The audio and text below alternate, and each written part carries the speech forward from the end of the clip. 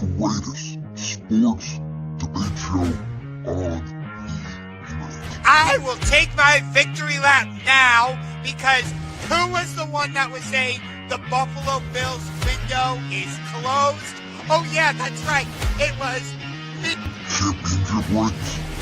Starring Brandon Lewis. Wait a minute, who's the one that didn't see Brandon Cooks clearly has the ball in his hand, goes down to the ground with one knee on the ground, and then nothing they say, it's an interception! Honestly, I'd rather watch AHL All-Star stuff than the NBA All-Star game.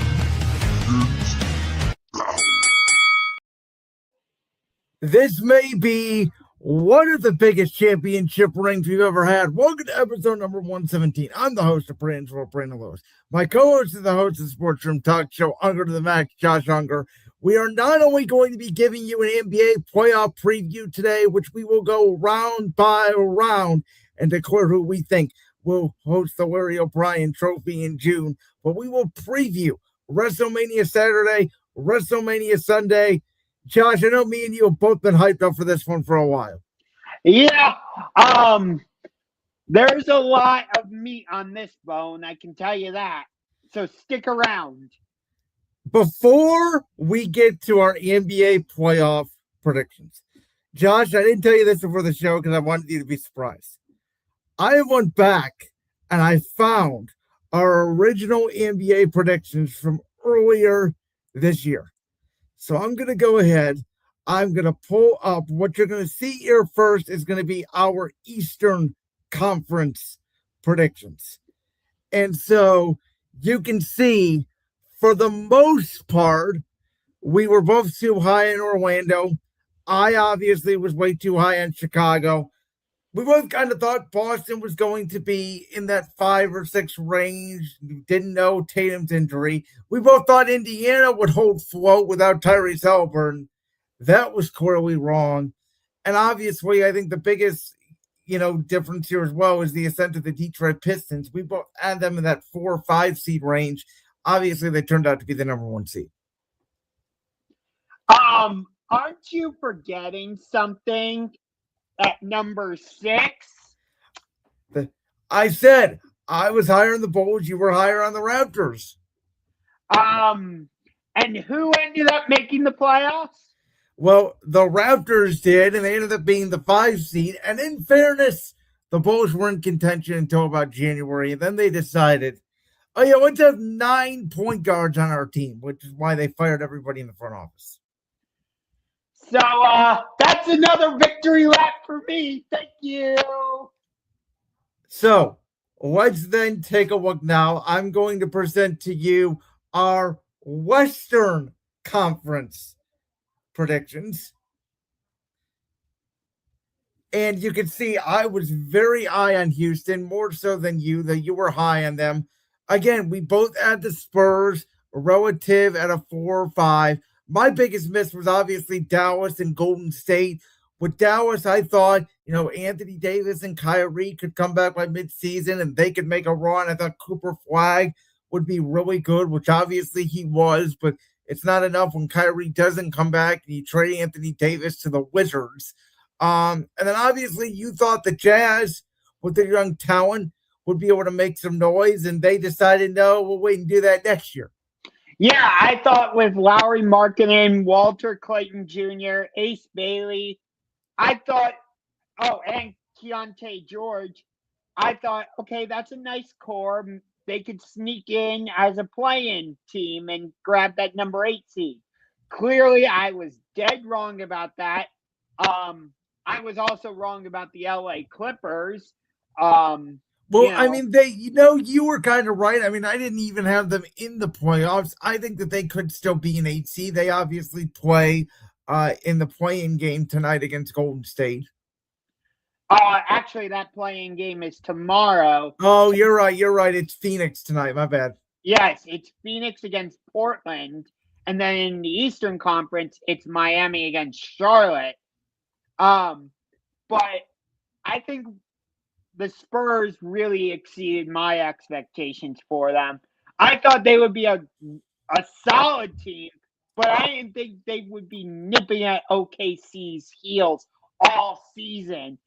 And Stephon Castle, for me, has got to be like in the conversation for most improved player. That dude has come onto the scene and like taken the league by storm, at least to a certain degree. Him and Wemby together, oh, that's a dynamic duo.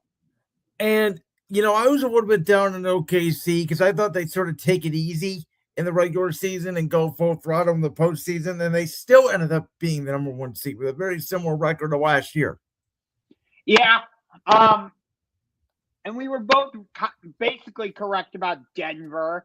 I still think they're legit title contenders because if you can get the type of performance that we've seen out of Jamal Murray, they can beat anybody, whether it's the Spurs, whether it's the Thunder. They can beat anyone.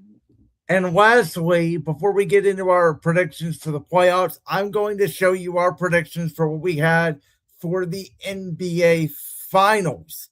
So I had the Rockets over the Knicks. I don't remember how many games. I think I said 6 games.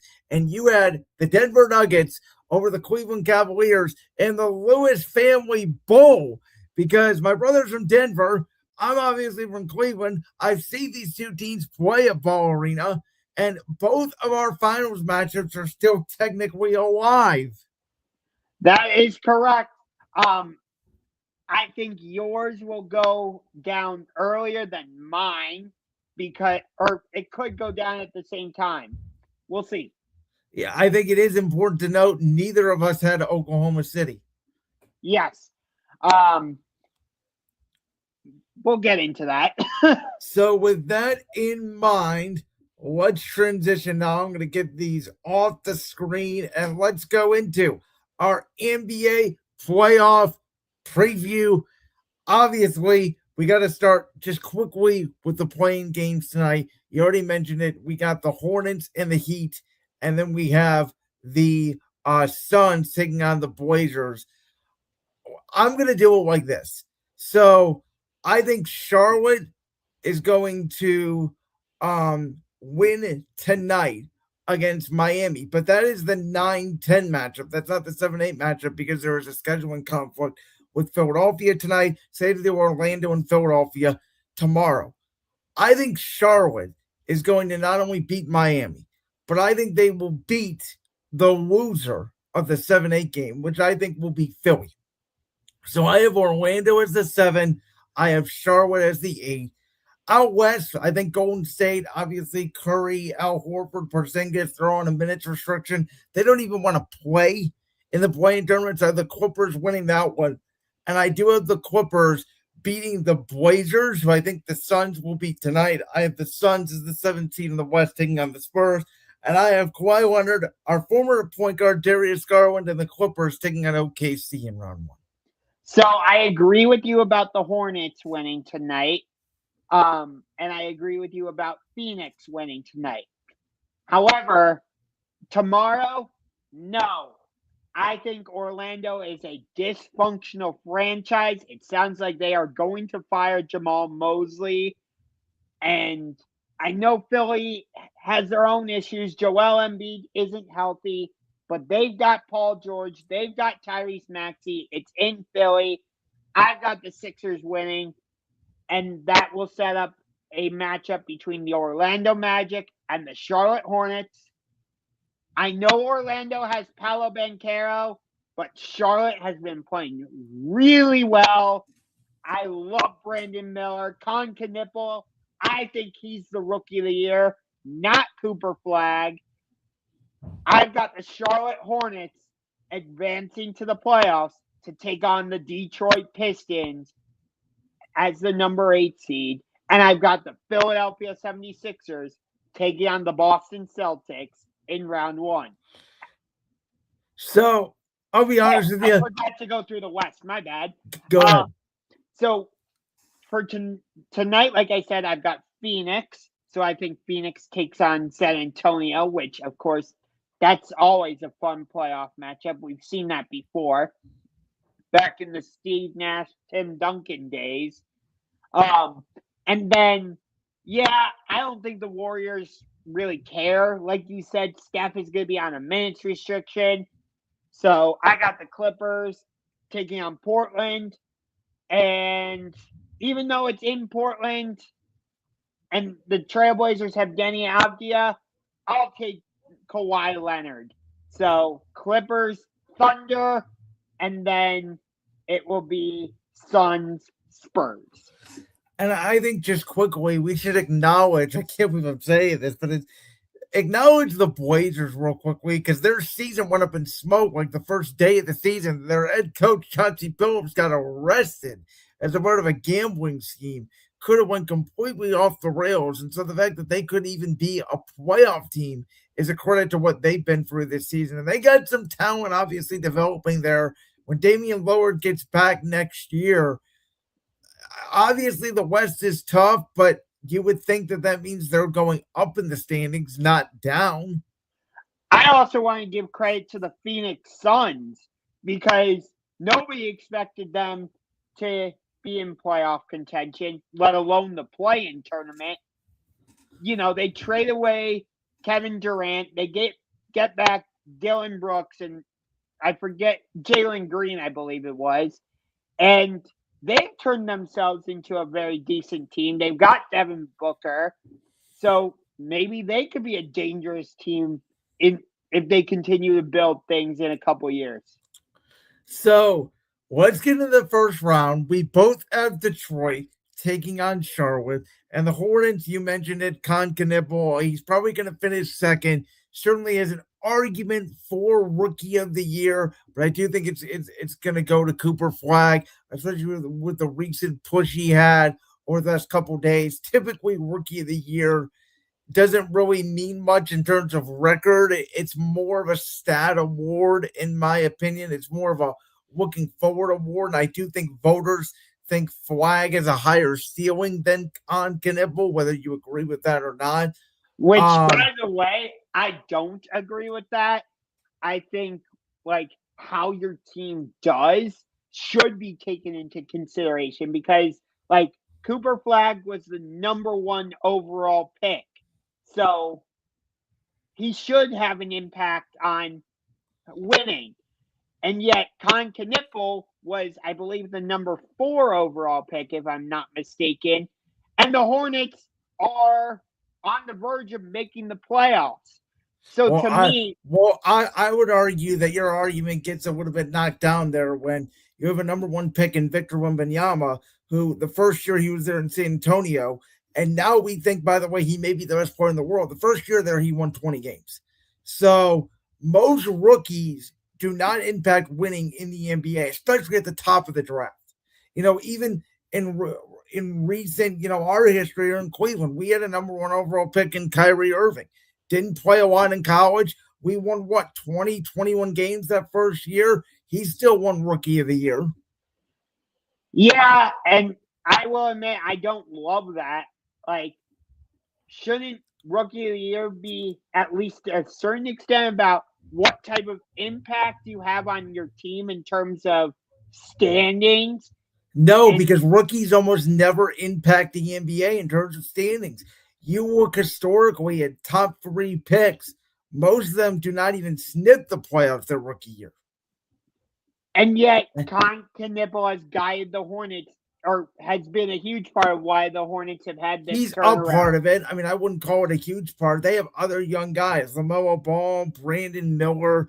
I mean, Cooper Flag's out there with literally nobody. With all of Dallas's injuries, they shuffled the roster around. They thought they were going to have Kyrie Anthony Davis, and if he did, they would be winning more. Because at his age, he cannot carry a team. Nobody in the NBA history at his age has done that. Not even Michael Jordan when he was with Chicago. No, you're right. I get what you're saying. But it's just like, what's the point? Like, Wemby's going to win Defensive Player of the Year. That's no doubt about it. We'll see who wins MVP. A lot of guys have valid arguments. But I think the MVPs are already wrapped up. It's SBA. I don't. I think Wemby has a strong case for it. Jaylen Brown does. But by the way, I think SGA is going to win it going away. I don't even think it's going to be close. I think the voters have fell in love with SGA. Or as you like to call him, the free throw man. So, but let's get back to the Eastern Conference here. I guess my point is Charlotte's been a nice story. Nice stories don't last in the playoffs. Detroit is going to win this series. I'll give Charlotte one game at home because I think they shoot the ball well enough. I don't even think, to be honest with you, Cade Cunningham just coming back from his injury, I don't think he has to do a lot in this series. I don't think Charlotte's going to have an answer for Jalen Duren on the glass. I think he's going to dominate this series. We know how JB Bickerstaff does in the playoffs. The one thing he can do is take care of business in the first round. I would be shocked if Charlotte is competitive in a lot of these games and this thing goes to a 6 or 7. I think Detroit takes care of business in 5. I agree with you about Detroit winning, but I got in 6. I think Charlotte will push Detroit more than you think.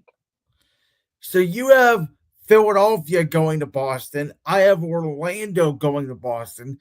I have personally Boston in 5 games again. Again, I think Orlando, they're not a great shooting team, but Boston is a 3-point barrage team. And maybe one night in Orlando, they're not shooting well. Obviously, we just saw Boston beat Orlando with their backups the other night. So I don't think this will be very hard for Boston. I think this will be almost a bye, if you will, for Jason Tatum as they get ready for round 2. But I'll give Boston in 5 games. See, I have Philly, and I like Tyrese Maxey, and BJ Edgecombe, but can I really trust Paul George come postseason time? I'm not sure, especially without Joel Embiid. I think Philly will make it interesting, but I'm actually going to take Boston in a sweep. All right. Let's go to then the number 3 seed versus the number 6 seed. For me, this will be the best series of the Eastern Conference in the first round. I would not be surprised if Atlanta pushes this thing to a game 7. Listen, Atlanta's been one of the hottest teams coming out of the All-Star break. Jalen Johnson has been, you can make an argument, most improved player of the year, the way he's been coming on. Obviously, they have Dyson Daniels, one of the best defensive guys in the backcourt. TJ McCollum has come over to stabilize that backcourt after the trade of Trae Young.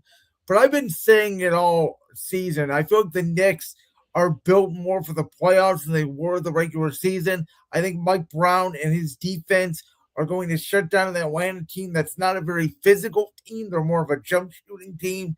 And I think the Knicks, they're going to have some nights where, Atlanta's just going to shoot the ball well, and I think Atlanta can push them. But I don't think the series will ever get out of the Knicks' control. But I'll have them winning it in 6 games. So we just saw this matchup a week or so ago, and it literally came down to a millisecond in Atlanta. I don't know if you watched that game or not. I did not see a lot of it. No, I did not. But you know about like the end of game sequence and all that? Yes. So I think Atlanta can very much so keep this competitive. But where New York has the advantage is rebounding wise. Atlanta doesn't really have a true big man. New York has both Cat and Mitchell Robinson. And here's the thing. Cat is the main engine for the Knicks, not Jalen Brunson. As the Knicks will go as far as Cat takes them. I get Jalen Brunson will make the big shots in clutch time. I get it. But he's going to get so much of the defensive attention. Cat has to take advantage. He has to. Think about it. Atlanta's primary game plan is going to be to get the ball out of Jalen Brunson's hands. I get that they have OG Anunoby, Josh Hart, Tyler Kolek, who can come off the bench, and others. I understand that. But it's Cat for me. And if he parks his butt down low and isn't consistently shooting threes, that's how New York is going to win this series. But given how fast Atlanta likes to play, I think that could give the Knicks defense some problems. I got New York winning this, but it's going to a game 7. Okay. Then our Cavaliers are the number 4 against what I would call your Toronto Raptors at number 5, who Toronto obviously needed some help from Orlando losing to Boston and Atlanta losing to Miami to get into this spot. The interesting thing, and you're more the schedule nerd than I am, these two teams have not played since November. So they have not seen them being Toronto, these new look Cavs at all. I know Toronto had success against the Cavs. I believe they went 2-1 against them in the 3-0. regular season.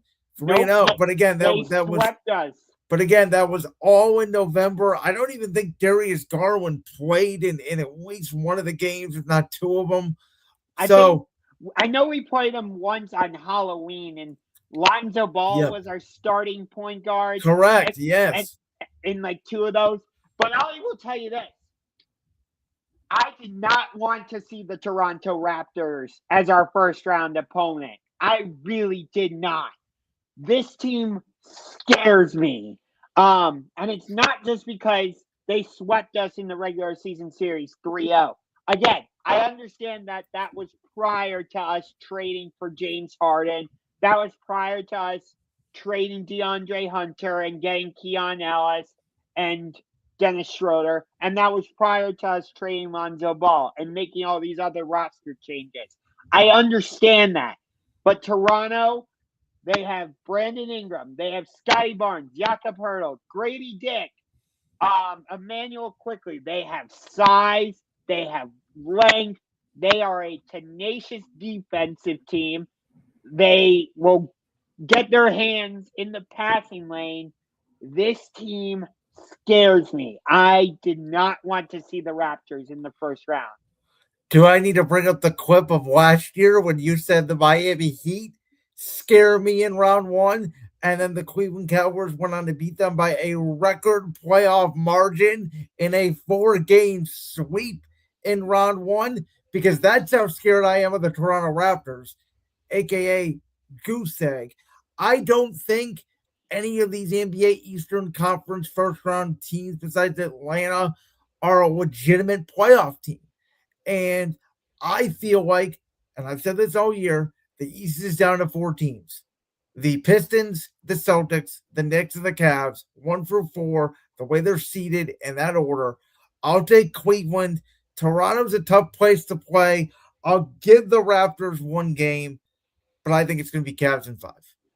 Most people think it's going to be Cavs in 5, from what I've heard. Like you said, Toronto's a tough place to play. They swept us. Again, that was before all the changes. I don't want this to go to a game 6 or game 7 because James Harden tends to fold like a bad poker hand if a series goes to a game 6 or a game 7. But I have the series going to at least a game 6. I got the Cavs in 6. What I will say, though, is the physicality that the Raptors are going to bring for this series, it will be good prep for us before we get set to take on the Detroit Pistons in round 2. So we both agree it's going to be 1 for 4 and 2 for 3 in the semifinals. It will be the Cavs against the Pistons and their former head coach, J.B. Bickerstaff, and it will be Mike Brown and the Knicks against Joe Mazzulla and the Boston Celtics. This matchup for the Cavs is the matchup that I have wanted since the Pistons clearly had control of the number 1 seed. I have said I wanted to stay at the 4 because I wanted this matchup, because not only do I think this could reignite the Cavs-Pistons rivalry, but this is Donovan Mitchell, Evan Mobley, Jared Allen, Max Strus, Sam Merrill.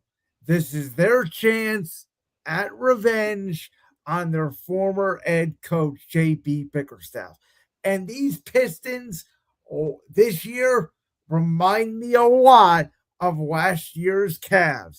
a very try-hard team in the regular season, a team that dominated all the way through the regular season, a team that some people, including you and I, thought could make a run to the finals, and then they got shocked by a number 4 seed in Tyrese Halliburton and the Indiana Pacers in 5 games, where they lost 2 games on their own floor in Cleveland in an absolute shocker. I think the same thing happens to the Pistons. Give me the Cavs in 5 games over the Pistons to advance the Eastern Conference Finals. See, here's the thing.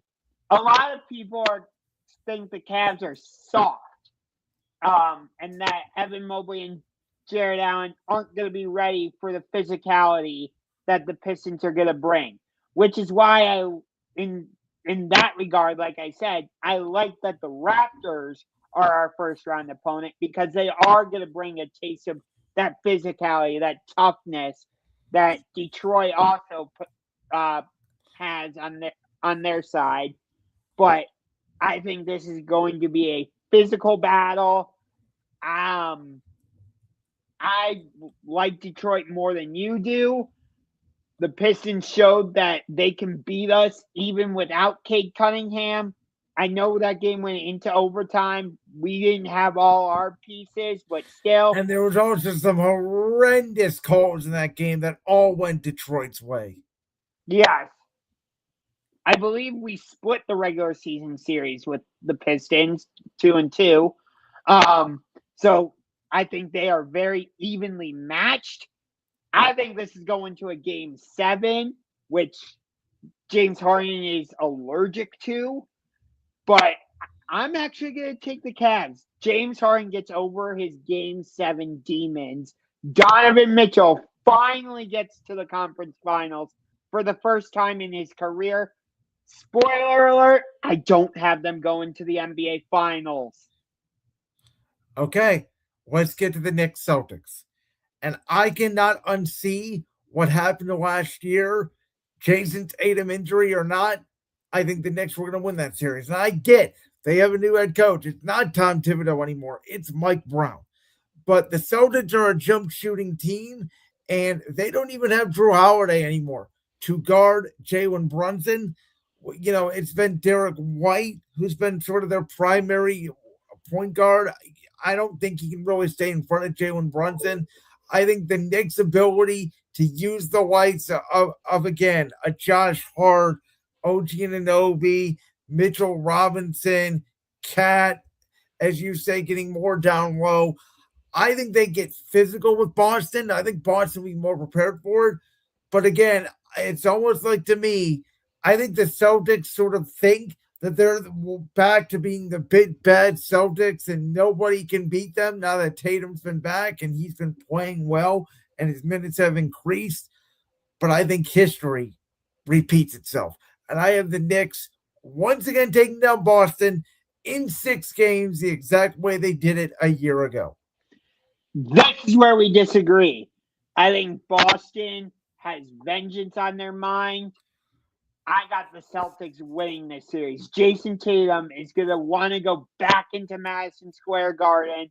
He's going to want to put those demons behind him. I know he already had his return game, so the Knicks kind of lose that mental advantage of him playing his first game at MSG in the playoffs since that devastating and horrific injury. But I like the way they're playing with Jason Tatum, Jaylen Brown, Derek White. I think Kata has been really good at center. Okay, not really good, but he's been good for them. And they should give Vucevic back. Yeah, and if you can get Vucevic back, he can come off the bench and shoot threes, and he doesn't have to play down low. That's going to bring Cat and Mitchell Robinson away from the basket. That's going to give, Peyton Pritchard. That's going to give Jaylen Brown, Jason Tatum driving lanes, and it's going to help stretch the Knicks defense out. I think this is going to be a great series, but I got the Celtics in 7. It's kind of funny you mentioned the Celtics. I don't even think that they know what the low block is. Yeah, that's true. So, all right. And then for the Eastern Conference Finals, I think once again, just like in that 2023 first round playoff series, history will repeat itself, and the Cavs will meet their physicality match with the New York Knicks.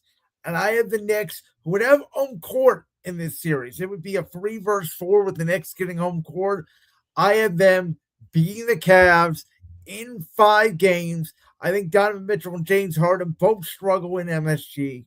I think the Knicks take down the Cavs, who are just not ready to deal with a complete playoffs of physicality. Mike Brown gets revenge. He was the Cavs head coach twice. He comes back to Cleveland and he takes care of business with the Knicks, who are now primed to go to the NBA Finals for the first time since, I believe, 2000. So I got the Boston Celtics taking on the Cleveland Cavaliers. You know how much I love this rivalry. I know, Jalen, you don't think it's a rivalry. I will continue to say it is. Whether anybody agrees with me or not, I don't care. Cavs Celtics is a rivalry. And this is where the Cavs bow out. Boston has been one of Cleveland's arch nemesis all season. You know, Jason Tatum came back in that last game and put on an absolute show. The Celtics led that game basically from wire to wire. I got the Celtics winning this series in 5. You know what's interesting? So you have 2 Game 7s in your Eastern Conference. You have Knicks Hawks in round 1, and you have Cavs Pistons in round 2. If you notice, I didn't have any series in the East going 7. No, you didn't. Which it could end up playing out that way. I understand it. But I just think there's something about that Hawks Knicks series where it smells like it could go to a Game 7. Atlanta's played New York well all season. It could. I just think in the NBA, if you look historically, we sort of talked about this last year, where before OKC Indiana, obviously that's been 9 years since we got a Game 7 in the finals. But you look historically in the NBA, we're not getting as many Game 7s anymore. We're only getting 2, maybe 3 throughout the entire postseason. And I think we're going to save that. And the majority of them are mostly in the second round. Yeah, we did get Game 7 in 2024 between the Magic and the Cavaliers in the first round, where every team won on their home court in that series. You see more common, especially in the 4 or 5. It feels more of a rarity these days. Yeah. Do I think there's a possibility Toronto could push us to a Game 7? Maybe. I would say it's unlikely. But I don't know. Like I said, Toronto really scares me, though. But you're right. I said the same thing about the Miami Heat last year. You are 100% correct. I can't deny that. All right. Let's go to the Western Conference now. And listen, whoever gets this 8 seed for the West, you're not winning a game. Oklahoma City is going to sweep whoever makes it out. Again, I think it's going to be the Clippers, who arguably out of all 4 teams in the playing tournament is the team that OKC would want to play the least. I really was hoping to see Kawhi Leonard go back to San Antonio just for the storyline of it. But in my opinion, OKC just dispatches of this Clippers team. They'll win multiple games by 20 plus points. This will be pretty uncompetitive. Good morning, good afternoon, good night, Tyronn Lue and the LA Clippers. I think the Clippers get 1 game in LA, but for the most part, it will not be a competitive series. I just think there's 1 game where the Clippers are going to play out of their minds at home. The Thunder will be like, yeah, whatever. We'll take care of this on our home floor. Whoop-de-frickin-do. And, okay. Phoenix has no one to match up against Victor Wembanyama. And as good of a story as Devin Booker is, and as hot of a rivalry as you mentioned as this was in the 2000s, when really it was the Spurs, Suns, Mavericks, and maybe you could throw the Lakers in there. It's like the four mainstays in the Western Conference. But I'm sorry to Phoenix once again. I think the game that you will win tonight against Portland will be the last win you have all season long. I once again have a sweep out west here. I have San Antonio winning this series 4-0. Oh, this one I agree with you on. Not because of Wemby, though, because of the guy I mentioned near the top of the show, Stephon Castle. I think he just dices up that Phoenix defense. Him, Dylan Harper, Devin Vassell. I don't think Wemby's going to have to do a whole lot in this series. So now we get to what I think is arguably the two trickiest series in all of the first round to call, because we're already dealing with injuries. Listen, Minnesota Denver 2 years ago was an epic playoff series. It was the one first real disagreement we had on this show because Minnesota went up 2-0 in Denver, and you declared the series was over, and I said it was not over, and Denver came back and they won the next 3 games. Then in game 6, they lost by 50 and didn't even try. And then in game 7, they were up 20 points at halftime, and then nobody else besides Jokic could score a bucket in the second half. Naz Reid goes crazy from the three-point line. Minnesota beats Denver in Ball Arena in 7 games. I think this series could have gone 7 if I know for sure that Anthony Edwards was healthy. But I don't believe he's healthy. Reportedly, he's dealing with the same injury that Steph Curry is dealing with. Again, load management is supposed to help the NBA stars stay healthy for the playoffs, but it's actually doing the opposite. We're already dealing with injuries. We get into the playoffs from multiple of these teams, and in some cases, like Detroit and Boston, they're somewhat just getting their stars back, and even Wemby is banged up right now for San Antonio. Because of Anthony Edwards' injury, I don't think he's going to be 100%. Denver has actually played Minnesota really well this year. They went 3-1 against them in this regular season. I hate to say it because I think this could have been an epic series, but I think it's going to be Denver in 5 in relatively short work. I'll give Minnesota 2 games just because they usually play Denver really well. Again, like you said, I don't know the health of Ant. Hopefully he's healthy because the NBA needs him. But the biggest difference is Minnesota doesn't have Cat to guard Jokic. Yes, they have Rudy Gobert, but Jokic usually has no problems with Gobert. They have Naz Reid, but you're not going to put Naz Reid into the starting lineup just to deal with Jokic. So, yeah, I have Denver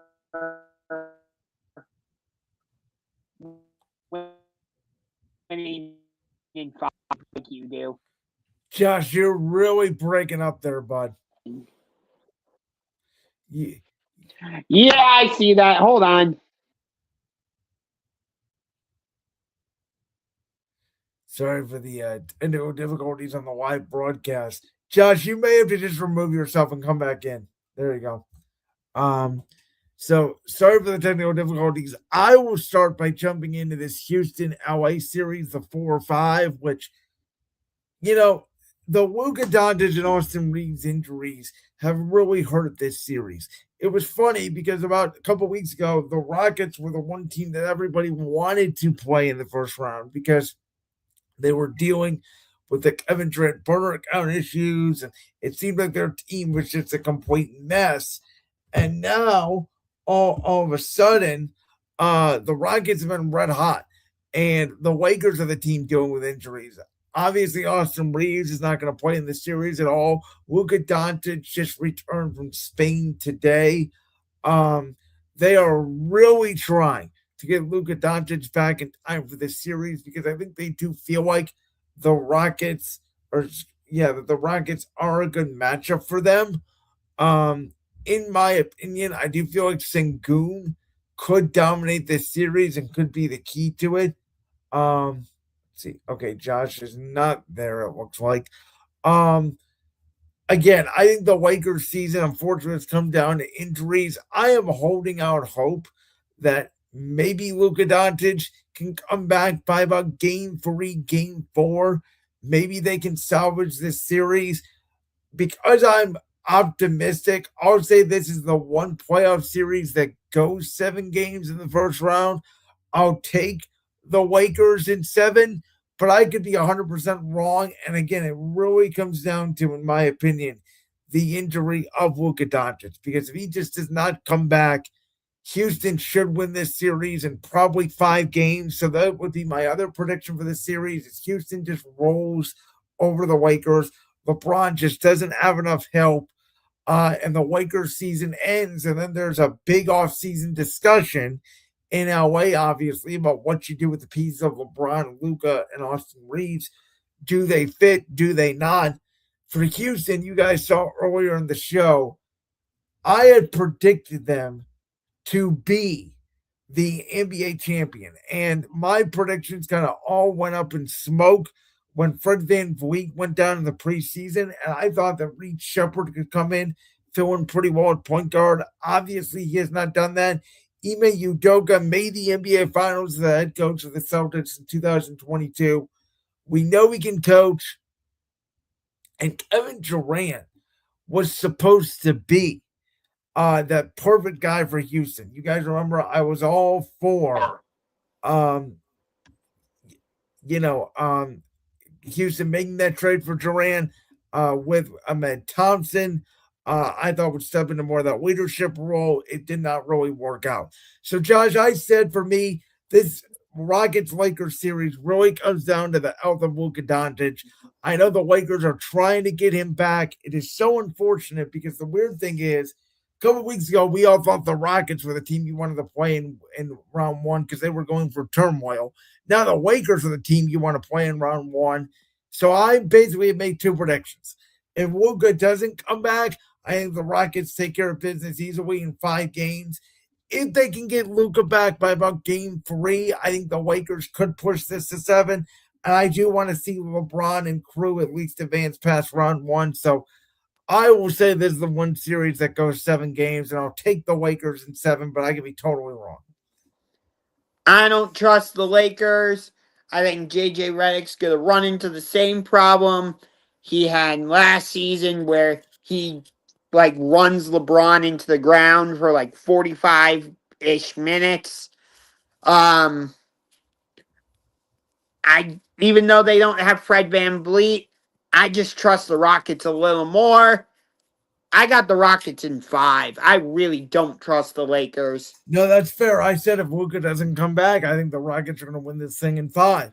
And so that means out of all the teams in the first round, Houston would be the only one that doesn't have home court that advances. That is correct, yes. So in the second round of the West, then, again, I had it as the Lakers. I don't even really think it matters if it's Houston. Again, I don't think Oklahoma City will lose a game until the conference finals. I'll take OKC in a sweep. See, I think Houston can make it competitive with OKC. I got OKC in 6 for this one. Obviously, the big storyline there would be Kevin Durant returning to OKC. I guess my concern is I don't think Houston has the depth at all to score with OKC. We've seen Houston, when they played OKC this season, they've been able to stay competitive. Houston even went into OKC and beat the Thunder. So I think Houston matches up pretty well with OKC. The Thunder's championship experience is just a little too much for Houston, but I got the Thunder in 6. Now we get to what I personally believe may be the NBA Finals for me this year. And I've been saying it for weeks. Give me the Nuggets as the 3 seed. Give me the Spurs as the 2 seed. The team that would have home court advantage would win the series. I think this thing goes 7. And I think this will be the best playoff series we'll get. I'll take the Spurs in 7 because they have home court advantage. If Denver had home court advantage in a game 7, I would take Denver. That's how even I think these 2 teams are.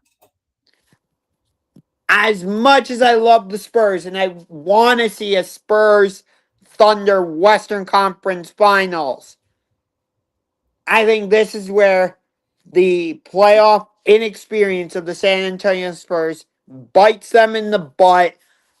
The Nuggets core won that championship just a few years ago, and that championship experience allows the Nuggets to win this series.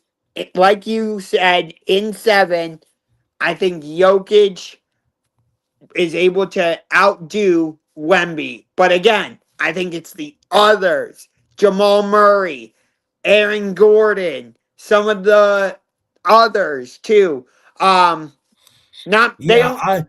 I agree with Aaron Gordon a lot. They're a lot better defensively when Aaron Gordon's in the lineup for sure. And Yeah, listen, Cam Johnson as well. well, Cam Johnson, he's been better as of late, but for the first half of the year, he was a bust for them. And I really like that move, moving on Michael Porter for Cam Johnson. And let's see if Cam Johnson can give them some playoff minutes because they're going to need it. Because that's the one thing they didn't have against OKC last year was that third scorer. When Aaron Gordon went down, they didn't have no one else outside of Jamal Murray and Jokic to score the ball. So you have Denver against OKC again, this time in the conference finals. I have 2 versus 1 in the West. I have San Antonio against OKC.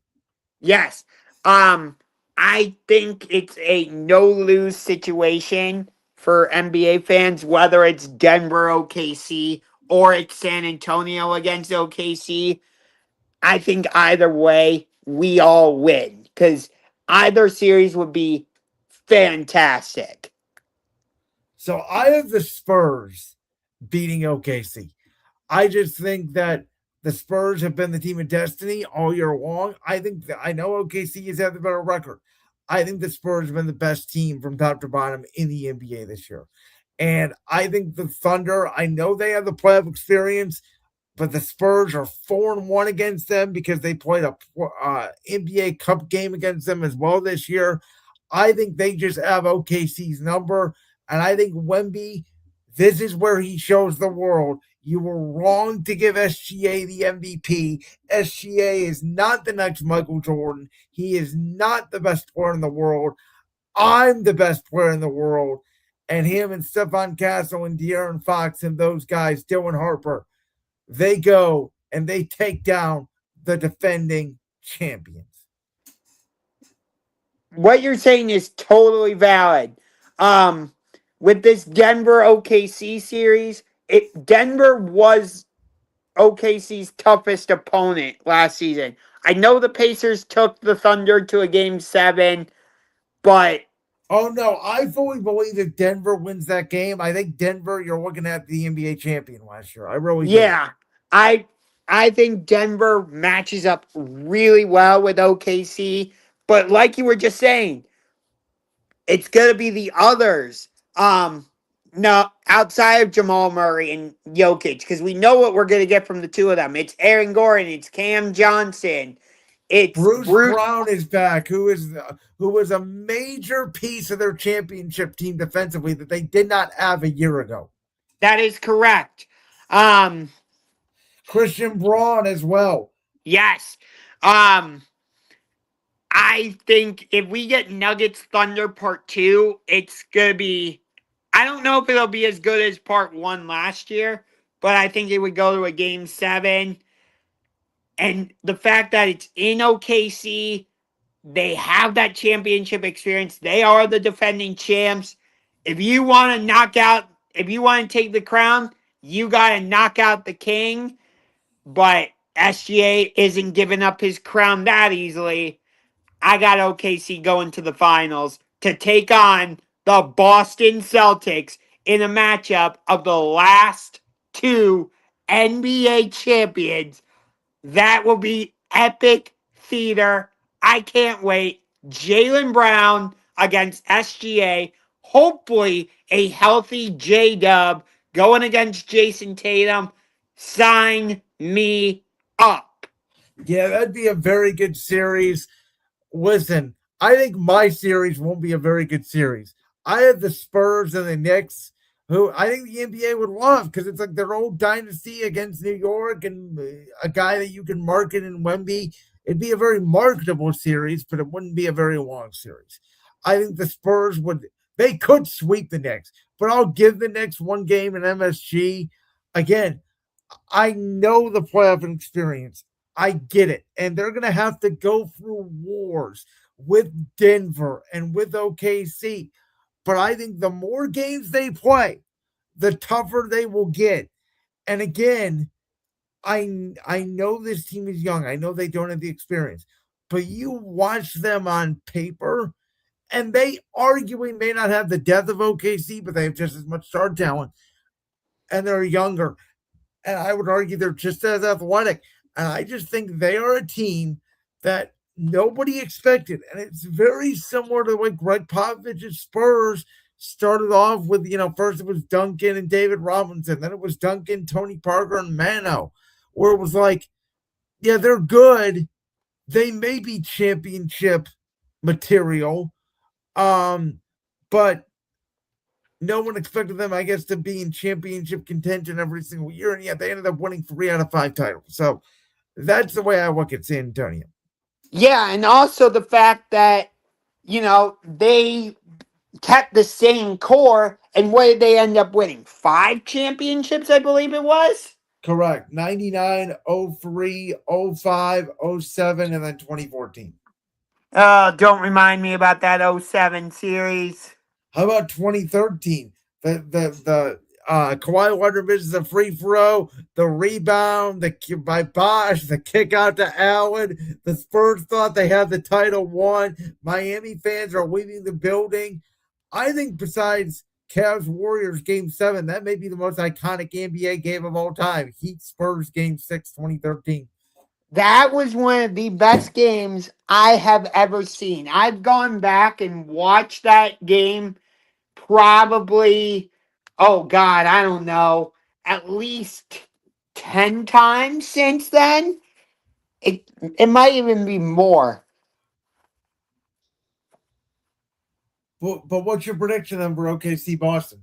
Oh, OKC Boston? There's no way it's going less. It's going at least. There's no way it's going. Is what you're trying to say? Huh? You're trying to say it would go at least 6. Yes. If it ends in 5 or it ends in a sweep, I'd be shocked.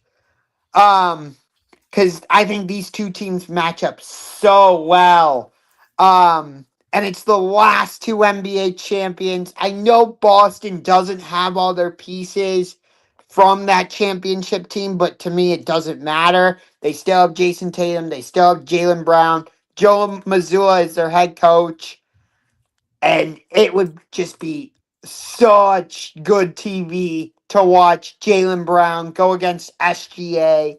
It almost feels like, I don't want to say Jaylen Brown has a vendetta or has something against SGA, but it feels like when Jaylen Brown goes against SGA, he's almost like, anything you can do, I can do. Do you see that? Do you see it the same way? No, I don't at all. Really? No, I don't. I think Jaylen Brown's on a mission this year against the whole NBA to show people that he's as valuable as Jason Tatum. And I think he's done that. Yeah, I agree with you. I'm trying to log back in on my computer. Again, sorry about all the technical difficulties. My computer's just acting funny. Do you have but you never said who you think was going to win and how many games. Okay, I have the series going to a Game 7, which in this case, it would be on OKC's floor.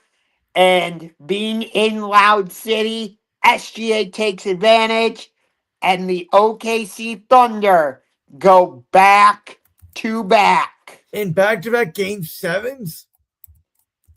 That's right. Back-to-back. I'm looking up real quick. I'm going to see if I can get back on through my computer. One sec. I'm looking to see. Okay, Josh, do you know? No,